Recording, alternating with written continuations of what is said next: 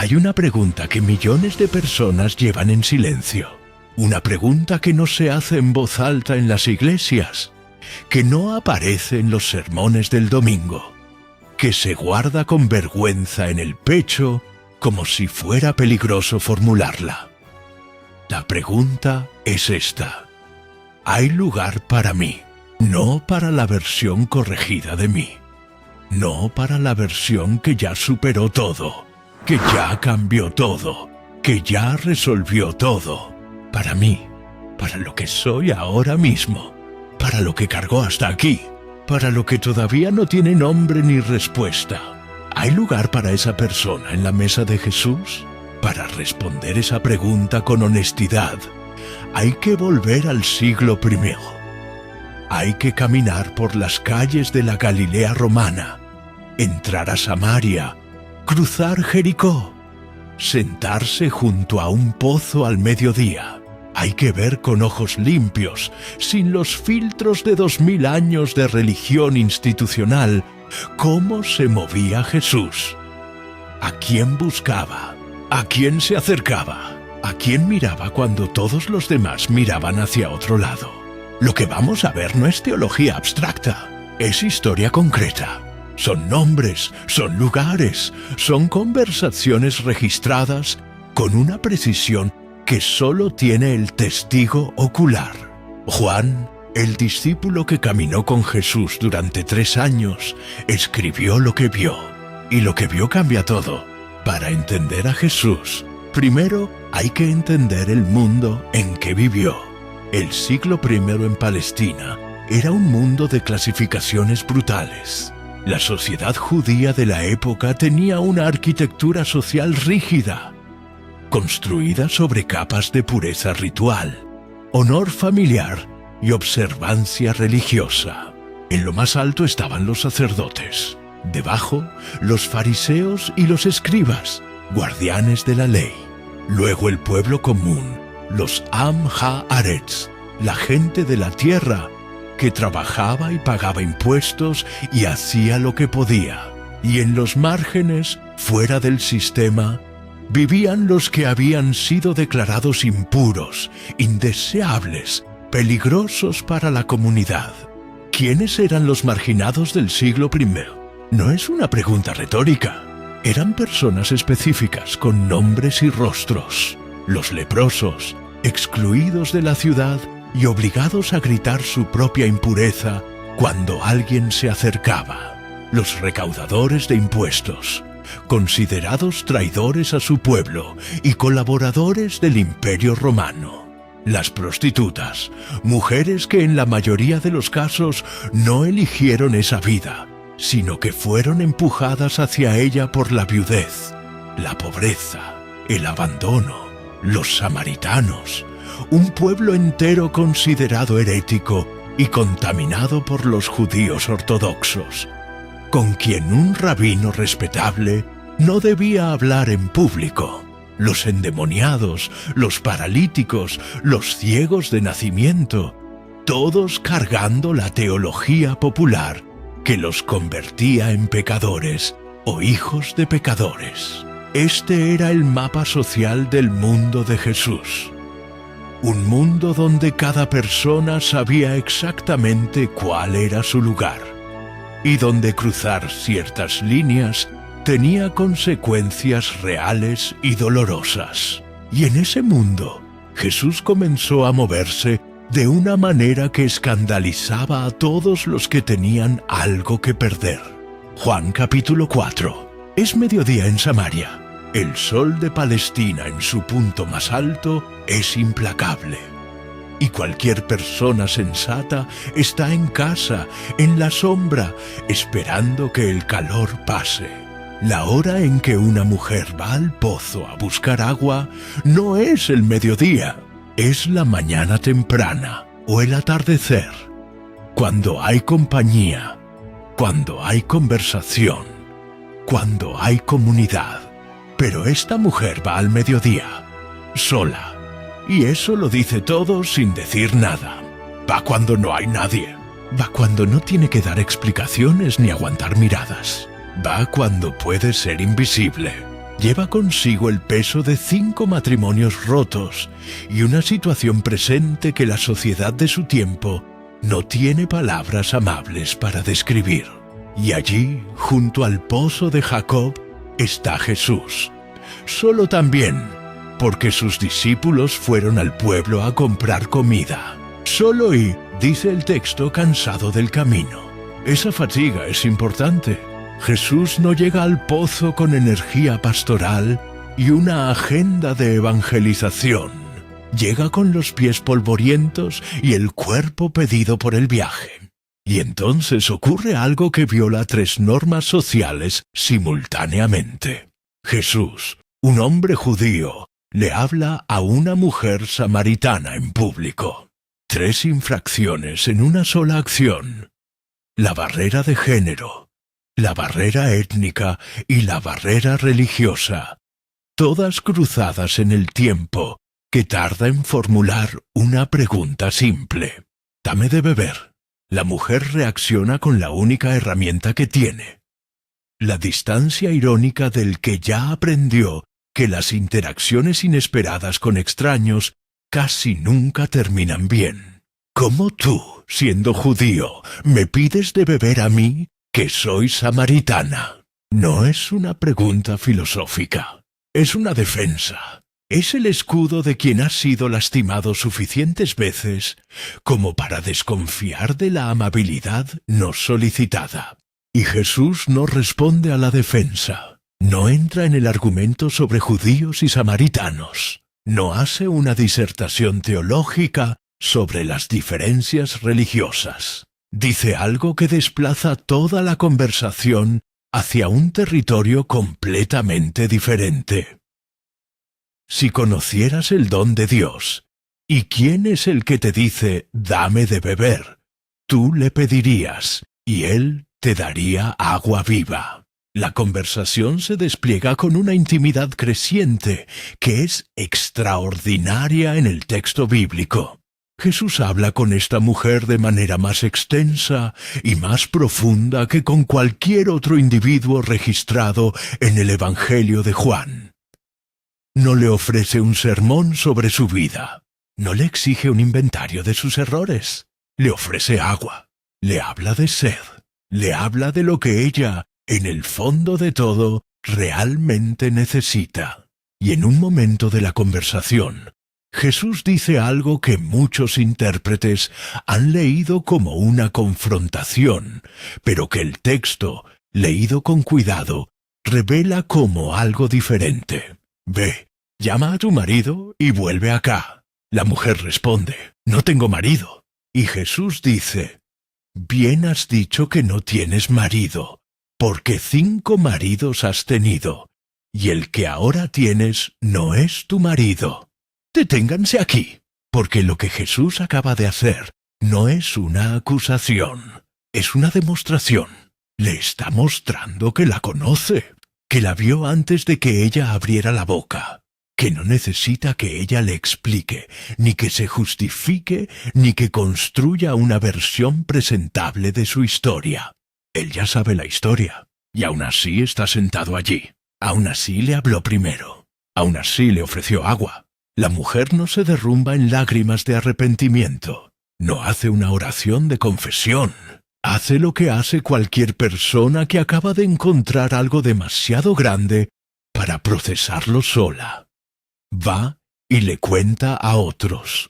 Entra al pueblo del que salió huyendo al mediodía y dice, «Venid, ved a un hombre que me ha dicho todo lo que he hecho». ¿No será este el Cristo? Todo lo que he hecho. Ella misma resume su vida en esa frase. Y la frase no la paraliza, la moviliza. Porque ser completamente conocida y no ser rechazada es una experiencia tan inhabitual, tan poderosa, tan radicalmente inesperada, que transforma a la persona que la recibe en un mensajero involuntario. Juan capítulo 8. Jesús está en el templo de Jerusalén enseñando. Es temprano en la mañana, y hay gente reunida a su alrededor cuando los escribas y los fariseos irrumpen con una mujer. la arrojan en medio del grupo, literalmente, con la violencia descuidada de quien arroja un objeto, no una persona, y declaran el cargo. Maestro, esta mujer ha sido sorprendida en el acto mismo de adulterio, y en la ley Moisés nos mandó apedrear a tales mujeres.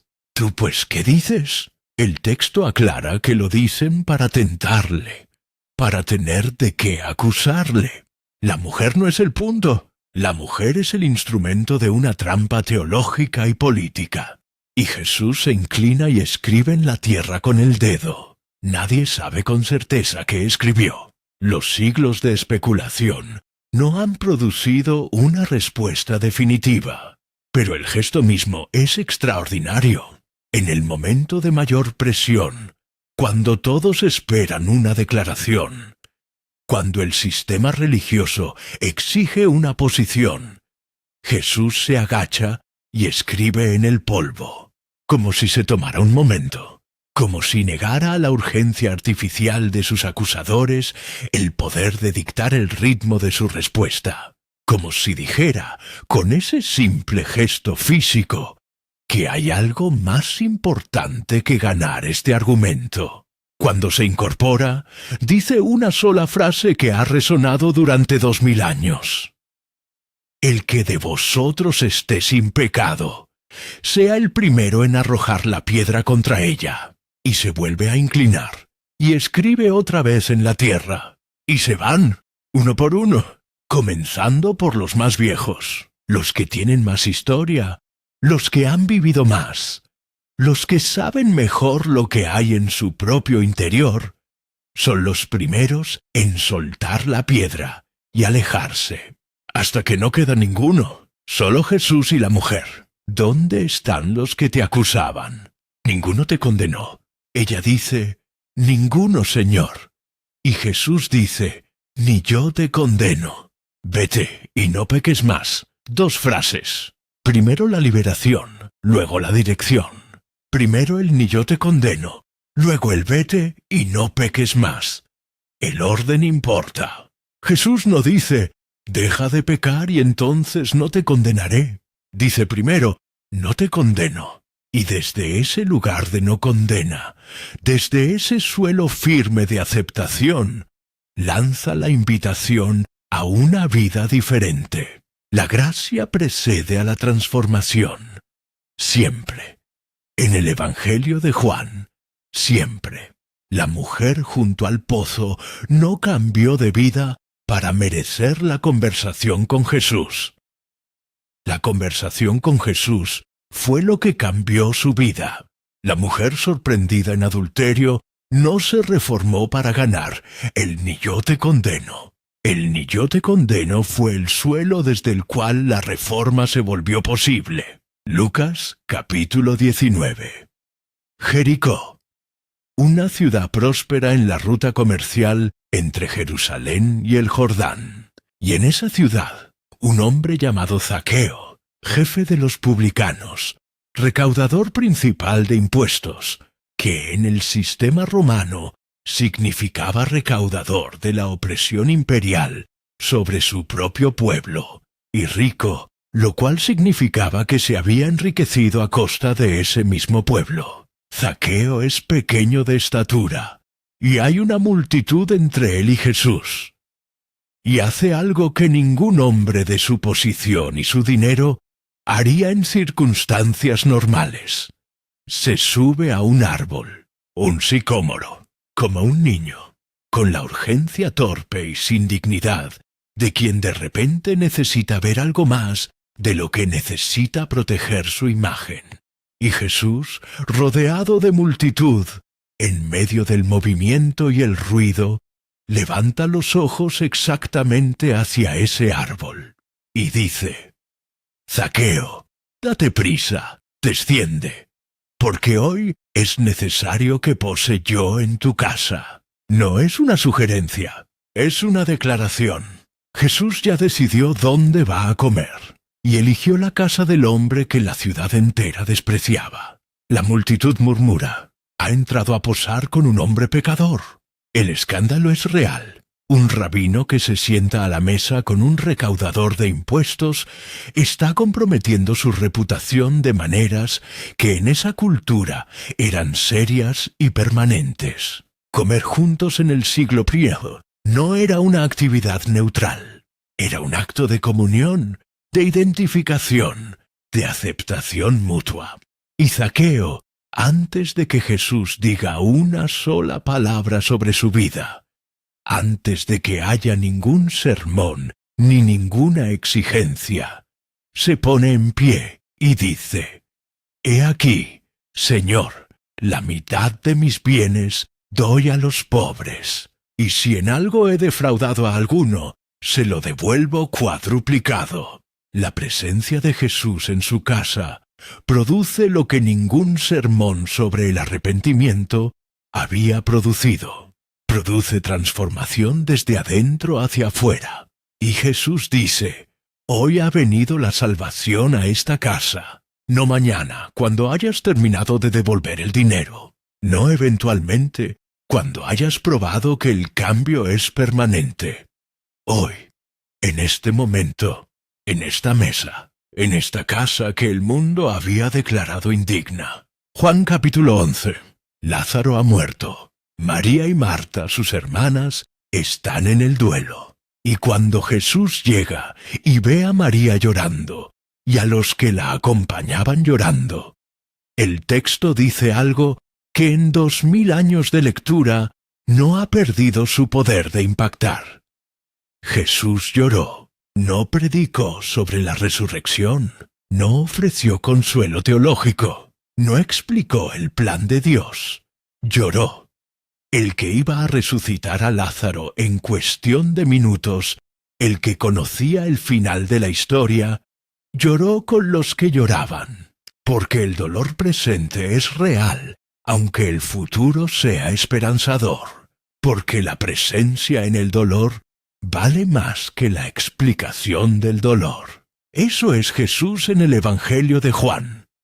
No un juez en un tribunal, no un árbitro de la pureza moral de su tiempo, un hombre que se sienta junto al pozo con quien todos evitan, que escribe en el polvo mientras los acusadores esperan su veredicto, que sube a la casa del que la ciudad rechaza, que llora con los que lloran. Y ahora hay que decir algo importante, algo que el texto bíblico dice con claridad y que sería deshonesto omitir. Jesús acogió. Jesús aceptó, Jesús se acercó sin pedir credenciales. Pero Jesús también dijo cosas. Dijo: «Vete y no peques más». Dijo que el que le ama guardará sus mandamientos. Dijo que el camino que lleva a la vida es angosto. El amor de Jesús no es un amor que deja a las personas exactamente donde las encuentra, porque todo está bien y nada necesita cambiar. Es un amor que encuentra a las personas exactamente donde están, sin condena, sin lista de requisitos previos, sin examen de admisión. Y desde ese encuentro real, desde ese suelo de aceptación genuina, las invita a algo más. La diferencia entre esas dos cosas es la diferencia entre religión y evangelio. La religión dice: «Cambia primero, y entonces podrás acercarte». El Evangelio dice: «Acércate primero, y el encuentro con Jesús producirá en ti lo que ninguna regla pudo producir jamás». ¿Hay lugar para ti en la mesa de Jesús? La respuesta del Evangelio de Juan es sin ambigüedad: sí. No para la versión perfecta de ti que todavía no existe. Para ti, para lo que eres hoy, para lo que cargas hoy, para las preguntas que todavía no tienen respuesta y para las heridas que todavía no han cicatrizado. Jesús no esperó a que la samaritana resolviera su vida para hablarle. No esperó a que la mujer sorprendida en adulterio demostrara su arrepentimiento para defenderla. No esperó a que Zaqueo devolviera el dinero para sentarse en su mesa. No esperó a que María dejara de llorar para llorar con ella. Llegó primero, habló primero, se acercó primero, Ese es el patrón. Ese es el corazón del Evangelio de Juan.